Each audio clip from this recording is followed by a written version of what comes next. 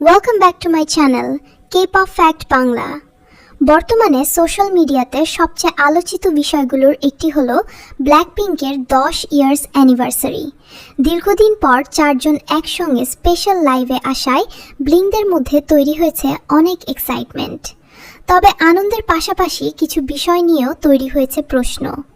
অ্যানিভার্সারির আগে সোশ্যাল মিডিয়াতে দাবি করা হয় একজন বিঙ্ক নাকি ওয়াইজি এন্টারটেইনমেন্টের অফিসের দরজায় গলফ ক্লাব দিয়ে আঘাত করেছিল। বলা হয় অ্যানিভার্সারি উপলক্ষে ওয়াইজি এর পক্ষ থেকে বড় কোনো ডেকোরেশন বা বিশেষ আয়োজন দেখা যায়নি বলেই এই ঘটনা। তবে বিষয়টি নিশ্চিত নয়, তাই এটিকে শুধু সোশ্যাল মিডিয়ার দাবি হিসেবেই দেখা উচিত। এরপর আসে ব্ল্যাকপিঙ্কের অ্যানিভার্সারি স্পেশাল লাইভের সময় লিসা ক্যামেরা ঠিক করতে গিয়ে সেটি পিছনের দিকে ঘুরিয়ে দেন।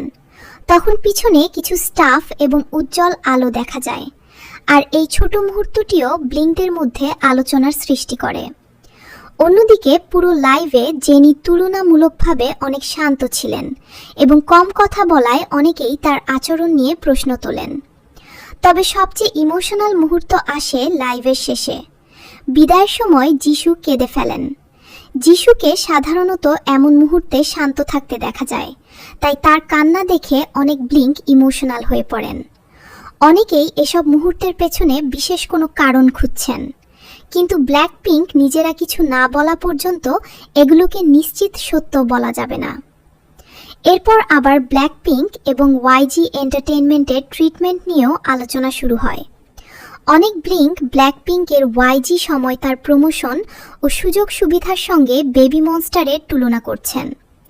এখন জেনি, যিশু, রোজে এবং লিসা চারজনই নিজেদের সোলো ক্যারিয়ারে আলাদা পরিচয় তৈরি করেছেন।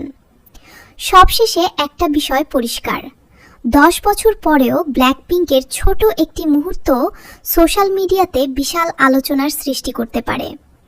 তোমাদের কাছে কোন মুহূর্তটি সবচেয়ে অবাক করার ছিল? জেনিয়ের নীরবতা, লিসায়ের ক্যামেরা মোমেন্ট, নাকি যিশুয়ের ইমোশনাল মোমেন্ট? কমেন্ট বক্সে জানাও। আজকের ভিডিও এতটুকুই। Bye blinks, back with a new update.